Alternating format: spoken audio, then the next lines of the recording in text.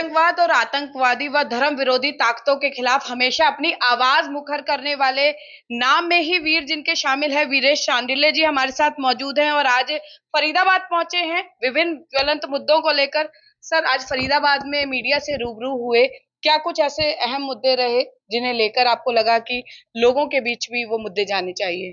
पहले तो मैं पंजाब केसरी और पंजाब केसरी की टीम और पंजाब केसरी परिवार का आभार व्यक्त करता हूं, क्योंकि जो पंजाब केसरी का प्रतिनिधि मेरा इंटरव्यू ले रहा है वो पंजाब केसरी है जिसने लाला जी ने देश में आतंकवाद के खिलाफ, जिस खालिस्तान के खिलाफ आज हम बोल रहे हैं, उन्होंने खालिस्तान के खिलाफ लड़ते हुए अपनी शहादत दी है।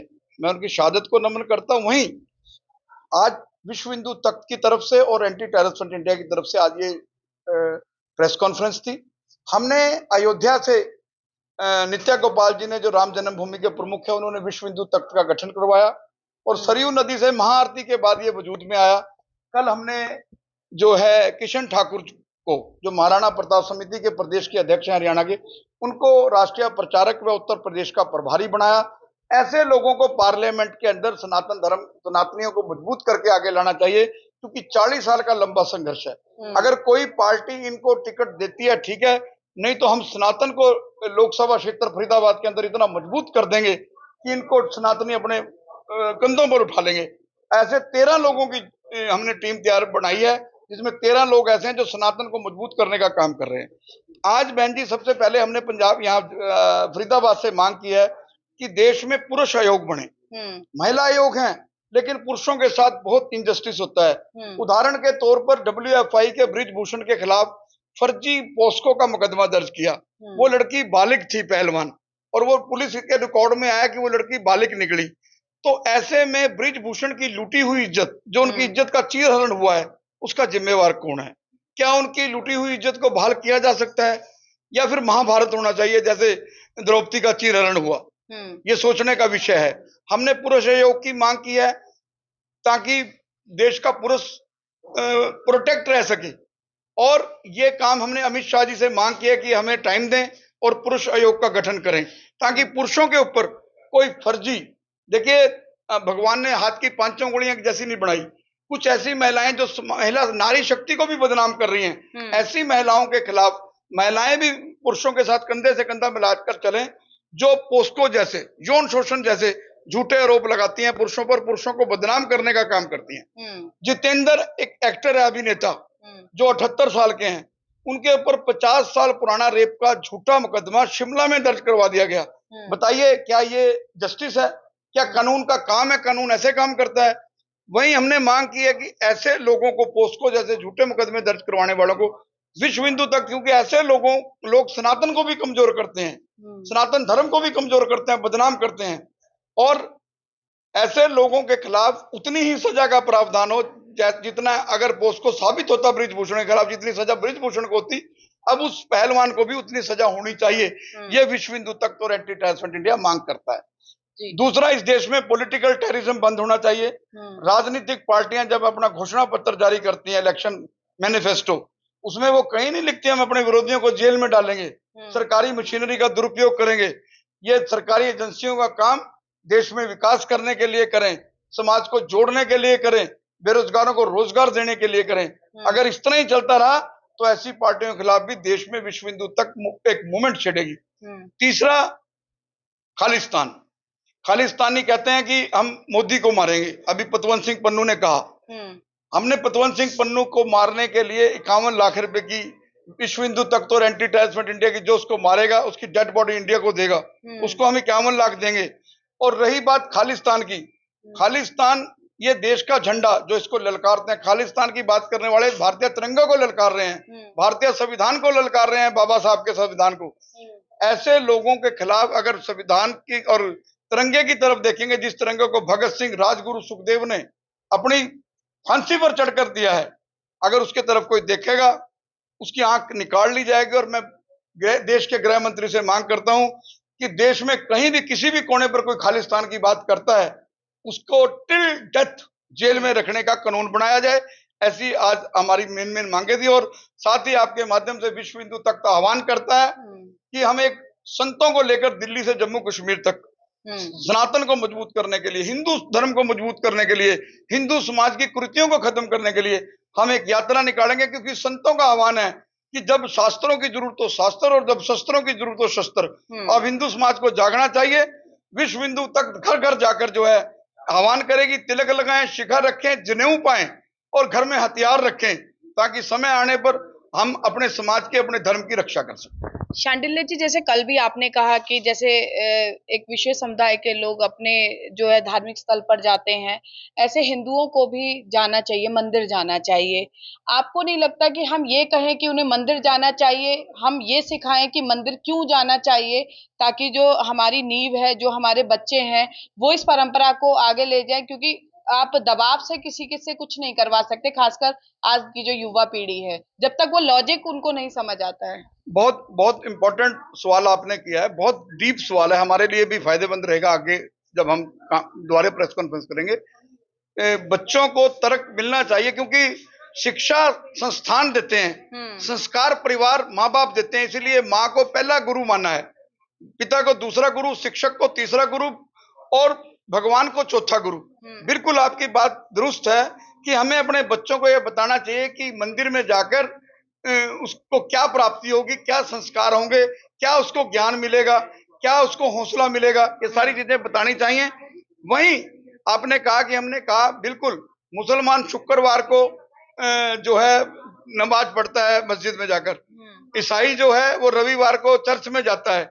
इसलिए जो भी हिंदू समाज का इष्ट देवी देवता है, भगवान शिव हैं, हनुमान जी हैं, देवी माता है, कोई भी इष्ट देवता है जो आपका इष्ट देवता है, उनके मंदिरों में जाएं। लाखों मंदिर है हिंदुस्तान में, एक मंदिर में अगर 100 लोग भी हैं तो एक दिन में करोड़ों घंटियां बजेंगी, करोड़ों शंखों का नाद होगा, करोड़ों आरतियां बोलेंगे और इससे सनातन धर्म मजबूत होगा।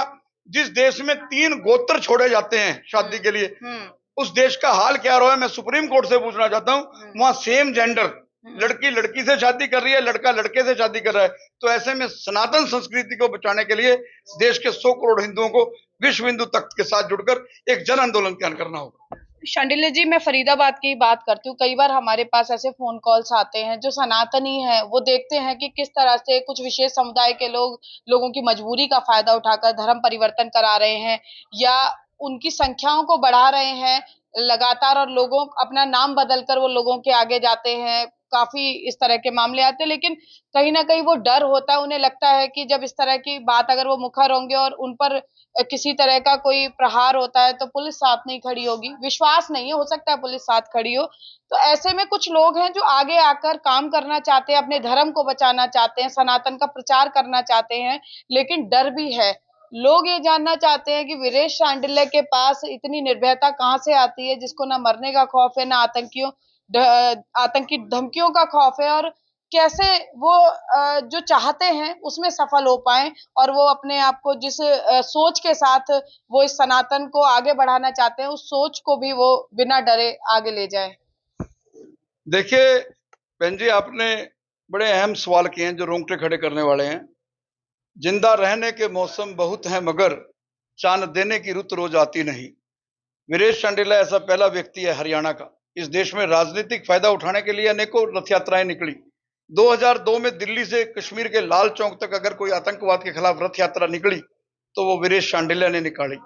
रही बात वीरेश शांडिल्य के सनातन को मजबूत करने की, खालिस्तानी पाकिस्तान के आतंकवादी मुझे मौत के घाट उतारने की धमकियां देते हैं, मेरे परिवार को खत्म करने की धमकियां देते हैं। मैं इस देश के, क्योंकि कहते हैं गुरु गोविंद दोहु खड़े काके लागू पर आए, बलिहार गुरु आपने जिस गोविंद दियो मिलाए। मैं भगवान गुरुओं से दुआ करता हूं कि मेरे और मेरे बच्चों की और मेरे परिवार की जिस दिन मौत आए, बम गोली से आए, देश की रक्षा के लिए आए, मैं ये दुआ करता हूं और आपसे भी मैं दुआ करता हूं कि मेरे लिए यही दुआ करें। और रही ऐसे लोगों के खिलाफ, हम बहुत जल्द 2-4 दिन में टोल नंबर जारी कर रहे हैं। ऐसे लोग डरे मत, पुलिस अगर नहीं सुनेगी, वीरेश शांडिल्य आधी रात को टोल फ्री नंबर पर फोन करें, अपनी बात रखें। ये वीरेश शांडिल्य हरियाणा के अंदर एक ऐसा वातावरण खड़ा कर देगा जैसा वातावरण महाराष्ट्र में बाला साहब ठाकरे ने खड़ा किया था। जो हिंदुओं को ललकारेगा, जो हिंदुओं का धर्म परिवर्तन करेगा, वो चाहे कोई हो, उसे बख्शा नहीं जाएगा। और अवैसी जैसे लोग जो मुसलमानों का यूज कर रहे हैं वो बाज आए, मुसलमान अवैसी को समझें। मुसलमान हिंदुस्तान की धरती पर खा रहे हैं, कमा रहे हैं, उन्हें भारत माता की जय करनी चाहिए, उन्हें हिंदुओं को अपना बड़ा भाई कहना चाहिए, उन्हें वंदे मातरम कहना चाहिए और उन्हें हिंदू देवी देवताओं के आगे शीश नवाना चाहिए, उन्हें सूर्य देवता के आगे शीश नवाना चाहिए। क्या जिस हवा की, जिस पानी की, जिस सूरज की हम पूजा करते हैं, क्या उसका वो इस्तेमाल नहीं करते? क्या सूरज का वो इस्तेमाल नहीं करते? तो हमें हिंदुओं को जो छेड़ेगा, जो धर्म परिवर्तन करेगा, मैं आज फरीदाबाद की धरती से आह्वान करता हूं, टोल फ्री नंबर करके आर पार की लड़ाई लड़ूंगा और एक आह्वान करता हूं, हिंदुओं सनातनियों उठो, जागो और एक ऐसे राष्ट्र का निर्माण करो जहां राम राज हो। वीरेश जी, एक सवाल है मेरा, हो सकता है आपको कम अच्छा लगे कि आज से 20 साल पहले जो है आप अंबाला में प्रेस कॉन्फ्रेंस करते थे, आपको पाकिस्तान से भी धमकियां मिली और लगातार आप इतना मुखर होते थे आतंकियों के खिलाफ, और जब हम पूछते थे लोगों से तो वो कहते थे ये तो व्यक्ति पागल है, सनकी है, लाइमलाइट के लिए करता है।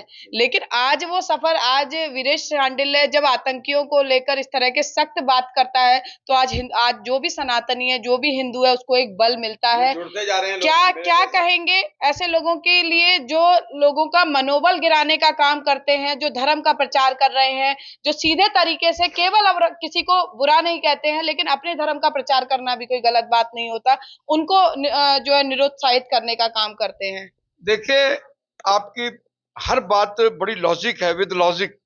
2002 में मेरे साथ चंडीगढ़ के एक बड़ी सीनियर एंकर ने एक सवाल किया था 2002 में, आज से 21 साल पहले, कि वीरेश जी आप ये रथ यात्रा अपना नाम चमकाने के लिए लेके जा रहे हैं कश्मीर में आतंकवाद के खिलाफ। मैं क्या, काश हर हिंदुस्तानी अपना नाम चमकाने के लिए इस देश से आतंकवाद के खात्मे की लड़ाई लड़े।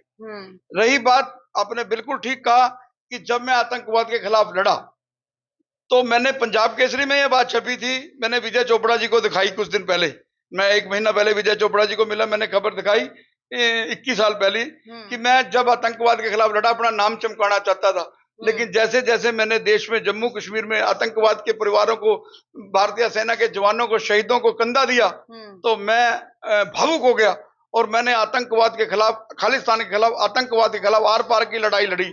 मुझे इवन देन लश्कर तौयबा का मैं डायरेक्ट टारगेट हूँ। लश्कर तौयबा के हाफिज सैयद मुझे मारना चाहता है, वो कहता है तुझे व तेरे परिवार को मारेंगे, लेकिन मैं मौत के लिए तैयार हूँ। रही बात आपने जो कहा कि अब सनातन धर्म और लोग मेरे साथ खड़ते हुए अब ये महसूस करते हैं कि मुझे बल मिला, ऐसा है, समय हर चीज का जवाब है।